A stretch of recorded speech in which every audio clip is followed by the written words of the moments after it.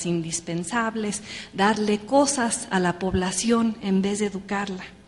Como escribe el filósofo político Michael Ignatieff, los recursos naturales como el petróleo son un arma de doble filo para la democracia en cualquier país en desarrollo, porque el petróleo puede idiotizar a un país. Puede volverlo flojo, complaciente, clientelar, parasitario, más interesado en vender barriles que en educar a su población, más centrado en la extracción de recursos no renovables que en la inversión en talentos humanos. Como México ayer, como México hoy, víctima de lo que el columnista del New York Times, Tom Friedman, llama la primera ley de la petropolítica. ¿Y cuál es esta ley? Mientras mayor sea el precio del petróleo, menor será el ímpetu reformista y el compromiso modernizador. México, adicto al petróleo, equivocándose una y otra vez, presa desde hace 30 años de la maldición que entraña obtener ingresos con tan solo perforar un pozo.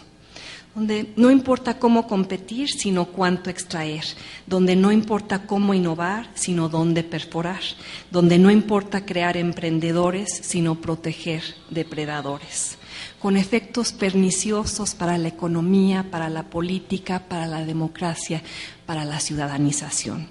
Porque, reitero, cuando un gobierno consigue los recursos que necesita para sobrevivir vendiendo petróleo, no tiene que recaudar impuestos. Y un gobierno que no recauda impuestos para pagarse a sí mismo o a sus aliados, no tiene que escuchar a su población o representarla o atender sus exigencias. Puede aliviar tensiones sociales aventándoles dinero. Puede atenuar las exigencias comprando a quienes las enarbolan. Puede posponer la solución de problemas usando dinero discrecional que el petróleo provee.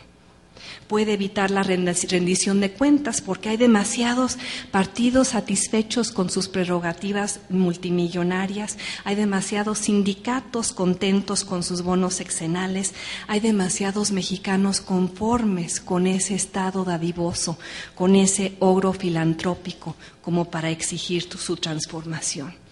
México se volvió rico y lleva 3 décadas gastando su riqueza mal, de manera descuidada, de manera irresponsable, usando los ingresos de Pemex para darle al gobierno lo que no puede o no quiere recaudar, distribuyendo el excedente petrolero entre gobernadores que se dedican a construir libramientos carreteros con su nombre o el de su esposa. Ahí está el libramiento Modversini en el Estado de México. Financiando un sistema de partidos políticos multimillonarios y medios que hasta hace poco, con la reforma electoral, los expolian, dándole más dinero a Carlos Romero de Champs que a los agremiados en cuyo nombre dice actuar. Eso es lo que ha hecho el gobierno de este país con los más de 100,000 millones de dólares anuales que recibe gracias a la venta del petróleo.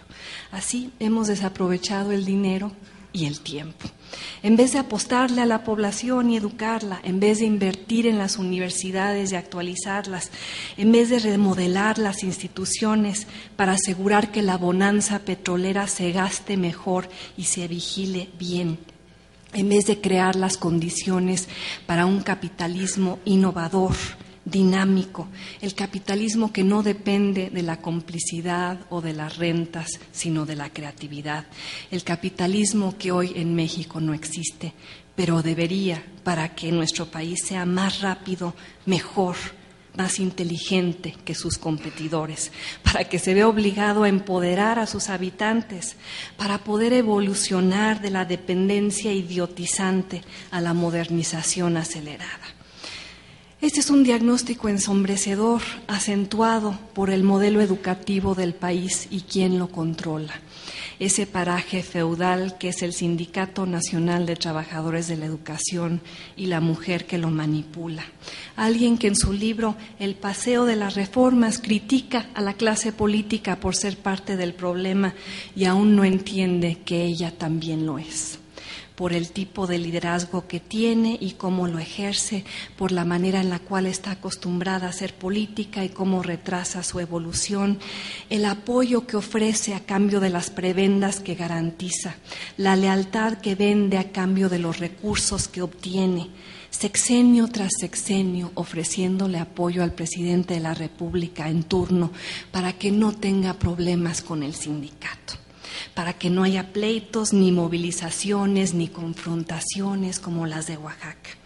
El Bester Gordillo, quien se dice artífice de la modernización, pero no pelea por ella en el ámbito de la educación. La que quiere puestos para sí misma o su gente, pero no encabeza la revolución educativa que el país necesita. Porque los miles de millones de pesos que ella exige para el CENTE son señal de más de lo mismo, evidencia de las añejas maneras de relación y las viejas formas de entendimiento, la anuencia sindical a cambio de la dádiva gubernamental. Y el problema es que unos chantajean y otros se dejan chantajear. Unos quieren aumentar el alcance de sus canonjías y otros no han tenido la audacia política para acotarlas. Y las víctimas de esta complicidad constante, 6 de cada 10 alumnos en este país que no concluyen secundaria con conocimientos básicos de matemáticas. 4 de cada 10 alumnos que tampoco los obtienen en español. Una líder moral del CENTE más preocupada por empoderar a sus allegados que por educar a los mexicanos. Un sistema educativo que cuesta mucho, pero rinde poco, como ya lo decían en el panel anterior. Un sindicato beligerante que exige más recursos, pero no parece dispuesto a modernizarse para conseguirlos.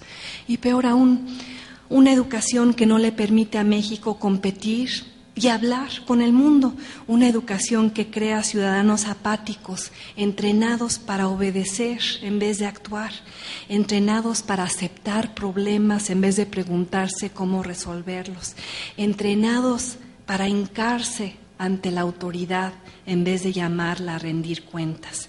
Ahí están. Y lo sé porque tengo hijos pequeños en el programa de la SEP.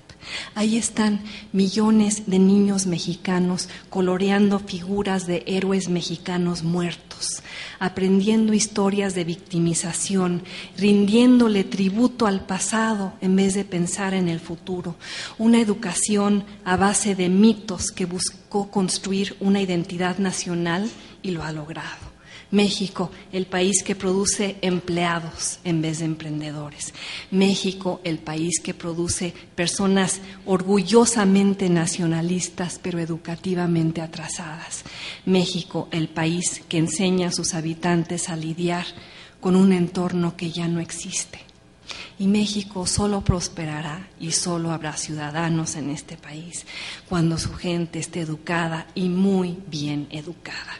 Y eso entrañaría de entrada reconocerlo y actuar en consecuencia, hacer lo que han hecho otros países como Corea del Sur, Irlanda, India y China, entender a la educación como un factor crucial para la movilidad social, entender a la educación como un reto principal y no solo una variable residual, entender que México está en riesgo y alguien va a tener que sonar la alarma y reformar el contenido de la educación tal y como lo están haciendo los chinos, con libros que enfatizan la economía, la tecnología y la globalización, con textos que subrayan la importancia del conocimiento y la innovación.